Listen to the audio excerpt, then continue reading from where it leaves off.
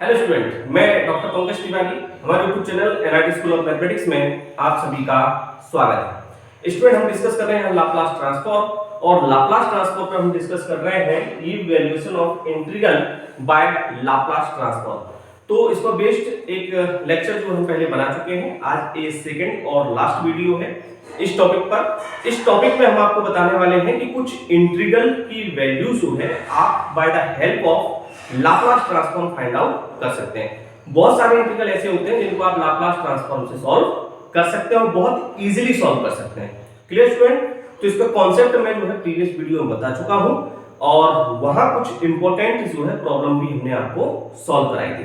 तो स्टूडेंट, अगर आपने अभी तक लाप्लास ट्रांसफॉर्म पर बेस्ड वीडियो लेक्चर वॉच नहीं किए हैं तो यहाँ आई टैब पर एक प्लेलिस्ट शो हो रही होगी, वहां क्लिक कर आप लाप्लास ट्रांसफॉर्म पर बेस्ड सारे वीडियो वॉच कर सकते हैं। तो आई स्टूडेंट, एक इंपॉर्टेंट प्रॉब्लम देखते हैं। आपकी स्क्रीन पर लिखी है प्रॉब्लम नंबर 3।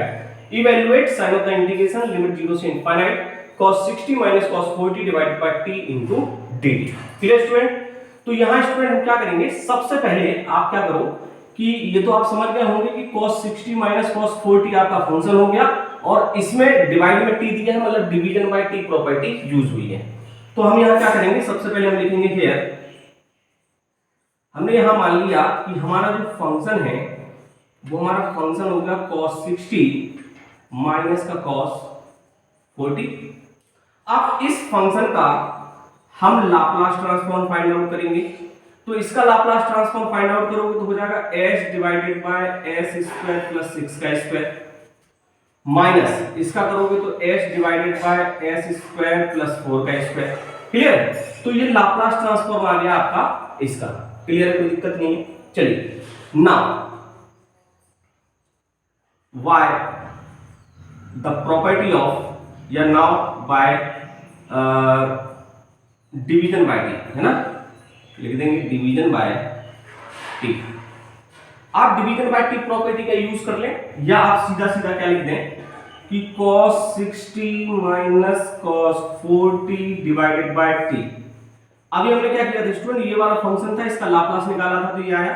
अब इसके डिवाइड में मैं टी कर रहा हूं, मतलब यहां division by t property use कर रहा हूं। तो डिवीजन बाय टी प्रॉपर्टी कहती है कि हमें क्या करना होता है, जिस फंक्शन का हम लाप्लास ट्रांसफॉर्म फाइंड आउट कर चुके हैं उस फंक्शन को आपको इंटीग्रेट कर देना है विद रिस्पेक्ट टू s और लिमिट उसमें होगी s से इनफाइनाइट, है ना। ये रूल है आपका डिवीजन बाय टी का। तो स्टूडेंट, मैं बार बार कह रहा हूं कि अगर ये प्रॉपर्टीज आपको पता नहीं है तो आगे की राहें जो है थोड़ी सी मुश्किल हो सकती हैं, तो आप प्रीवियस वीडियो जरूर वॉच करें, है ना। चलिए, तो स्टूडेंट हमें फाइंड आउट करना है इसका इंटीग्रल, इसका इंटीग्रेशन करना है। तो इंटीग्रेशन बहुत ही आसान है, s divided by s square plus a square लिखा है तो इसका इंटीग्रेशन हो जाएगा 1/2 log s square plus a square माने 6 का स्क्वायर और माइनस सेम इसका हो जाएगा 1/2 log s स्क्वायर प्लस 4 का स्क्वायर। और स्टूडेंट यहां लिमिट जो आपकी आएगी वो आएगी s से इनफाइनाइट, कोई प्रॉब्लम नहीं है।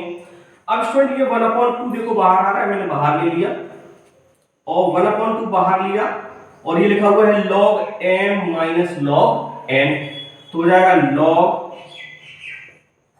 m अपॉन n, तो हो जाएगा s स्क्वायर प्लस 4 का स्क्वायर और लिमिट हो जाएगी आपकी s से इनफाइनाइट। क्लियर?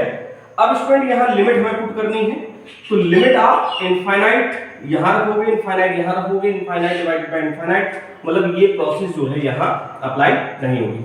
आप क्या करेंगे, इसको सॉल्व करने के लिए, लिमिट पुट करने के लिए आप स्टूडेंट क्या करें, यहां लिखें limit s tends to infinite.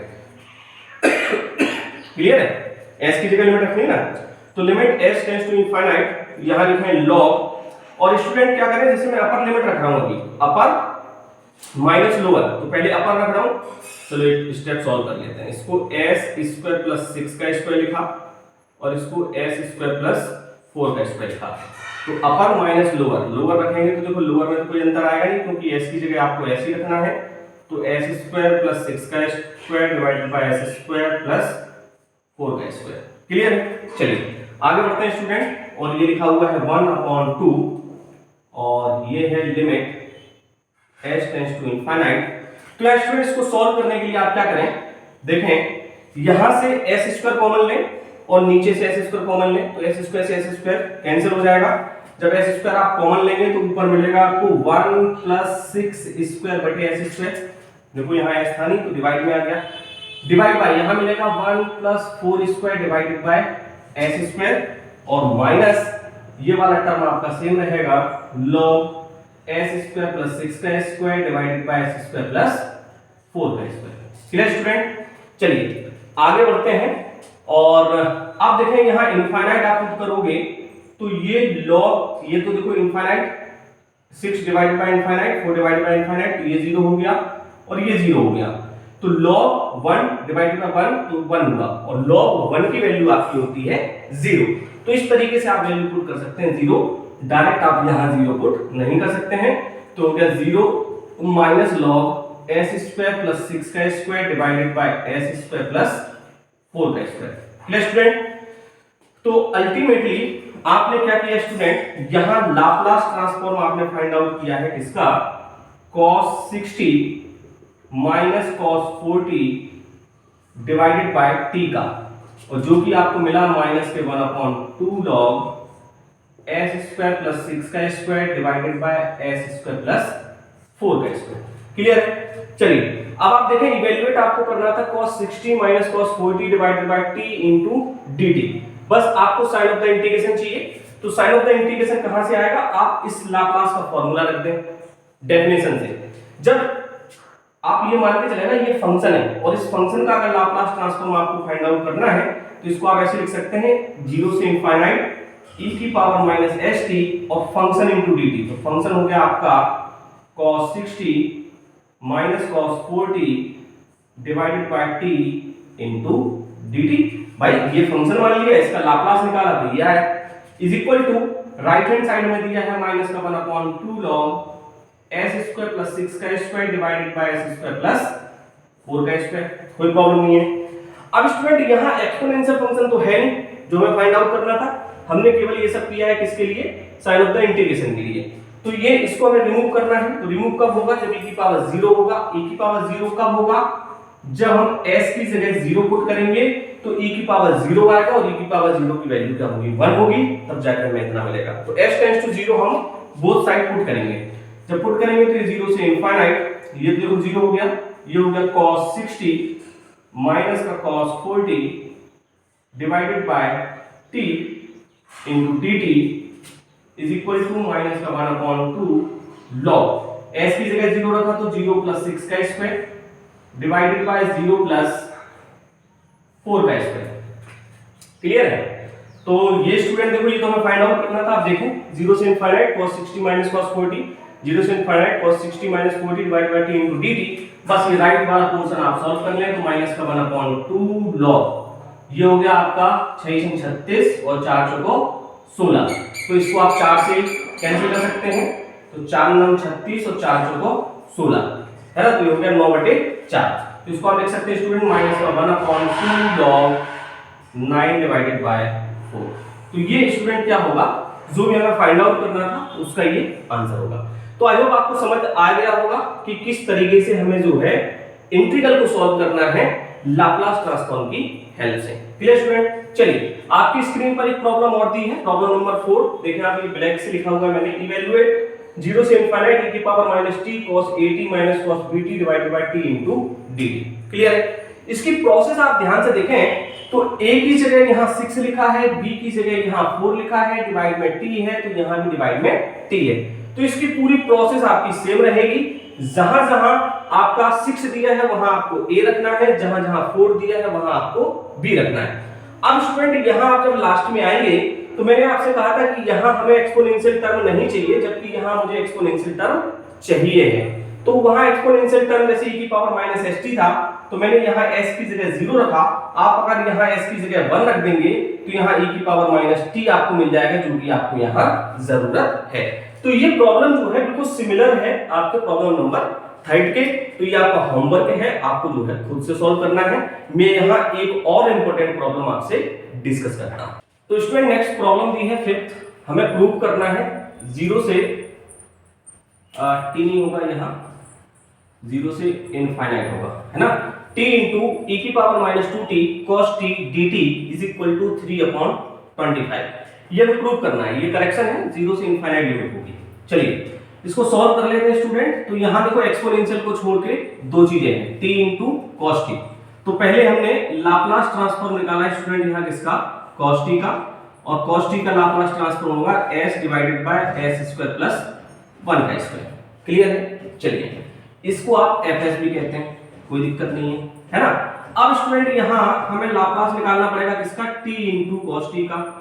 तो ये सारे नियम रूल्स मैं आपको पहले बता चुका हूं। मल्टीप्लिकेशन बाय t की पावर n यूज होगा, और मल्टीप्लिकेशन बाय t की पावर n कहता है -1 की पावर 1 d1 ओवर ds1, और fs हमने अभी निकाला s divided by s square plus 1।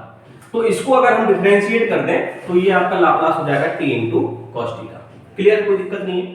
चलिए तो ये तो स्टूडेंट देखो -1 हुआ, और ये इसका डिफरेंशिएशन जब करेंगे तो ये देखो u divided by v, u upon v का कॉन्सेप्ट यहाँ यूज होगा। तो इसके लिए आप क्या करेंगे, सबसे पहले s स्क्वायर प्लस 1 का होल स्क्वायर आएगा, और s स्क्वायर प्लस 1 आप सेम लेंगे, और आपको डिफरेंशिएट करना है s का, तो s का डिफरेंशिएशन होगा 1 माइनस s लिखेंगे, और डिफरेंशिएशन आपको करना है s स्क्वायर प्लस 1 का, तो इसका हो जाएगा 2s प्लस 0, और ये ब्रैकेट हमने क्लोज कर दिया। तो यहाँ माइनस साइन के साथ आप देखें, ये तो हो गया s स्क्वायर प्लस 1, और ये हो गया माइनस के 2s square divided by s square plus 1 का होल स्क्वायर। तो dear student, Laplace transform t into cos t जो मैंने फाइंड आउट किया है, उसकी वैल्यू जो आ रही है माइनस के 2s स्क्वायर में से एक s स्क्वायर जाएगा तो माइनस का s स्क्वायर बचेगा, और तो ये एक्चुअल में बच रहा है 1 माइनस s स्क्वायर, और अगर माइनस से आप गुणा कर दें तो हो जाएगा s square minus 1 divided by s square plus 1 का होल स्क्वायर। क्लियर है? तो ये लाप्लास ट्रांसफॉर्म आ गया आपका किसका, t इंटू cos t का। Clear student? चलिए अब हमें t इंटू cos t के साथ एक्सपोनेंशियल फंक्शन चाहिए। तो एक बार मैं यहां फिर से लिखूंगा कि t इंटू cos t का जो लाप्लास ट्रांसफॉर्म आया है वो s square minus 1 divided by s square plus 1 का होल स्क्वायर आया है। कोई प्रॉब्लम नहीं है, ये सेम चीज हमने उठा के वहां रख दी। अब स्टूडेंट हम लाप्लास ट्रांसफॉर्म की डेफिनेशन यहां यूज करेंगे, और उस डेफिनेशन से ये हम मान लेते हैं कोई फंक्शन है, और इस फंक्शन का लाप्लास ट्रांसफॉर्म हमें निकालना है। तो डेफिनेशन कहती है कि 0 से इनफाइनाइट लिमिट होगी, e की पावर माइनस st होगा, और वो फंक्शन होगा इनटू dt होगा। क्लियर है? तो ये लाप्लास ट्रांसफॉर्म की डेफिनेशन से ये आएगा, यहां तक कोई प्रॉब्लम नहीं है। Is equal to right side जो हमें दिया हुआ है मैंने सेम लिख दिया, तो s स्क्वायर प्लस 1 का होल स्क्वायर। क्लियर? चलिए अब एक नजर इधर और एक नजर इधर।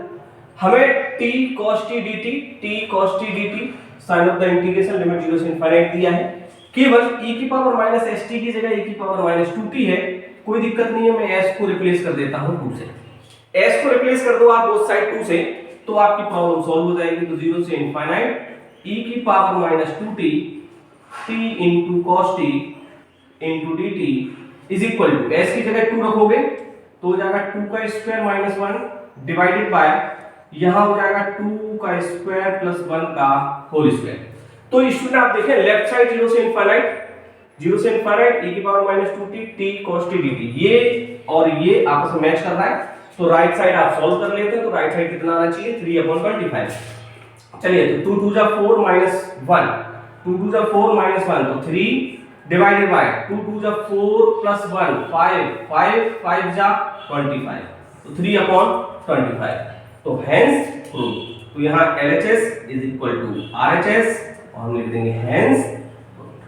तो आई होप स्टूडेंट आपको समझ आया होगा कि अगर कोई भी इंटीग्रल आपको दिया है जिसमें लिमिट 0 से इनफाइनाइट दी हो, तो आप उसको लाप्लास ट्रांसफॉर्म की डेफिनेशन से सॉल्व कर सकते हो। तो यहाँ जो है हमने 5 प्रॉब्लम सॉल्व की हैं, और पांचों प्रॉब्लम में आपको जो है बहुत बेहतर समझ आ गया होगा कि हमें जो है किस तरीके से इंटीग्रल को सॉल्व करना है। तो स्टूडेंट अब नेक्स्ट वीडियो में नेक्स्ट टॉपिक के साथ मिलेंगे, तब तक जो है बने रहें, देखते रहें NIT स्कूल ऑफ मैथमेटिक्स। और हाँ स्टूडेंट, अगर वीडियो आपको पसंद आ रहा है तो वीडियो को लाइक जरूर करें, चैनल सब्सक्राइब नहीं किया है तो चैनल सब्सक्राइब कर लें और अपने दोस्तों के साथ इन वीडियो को शेयर जरूर करते रहें। Thank you guys.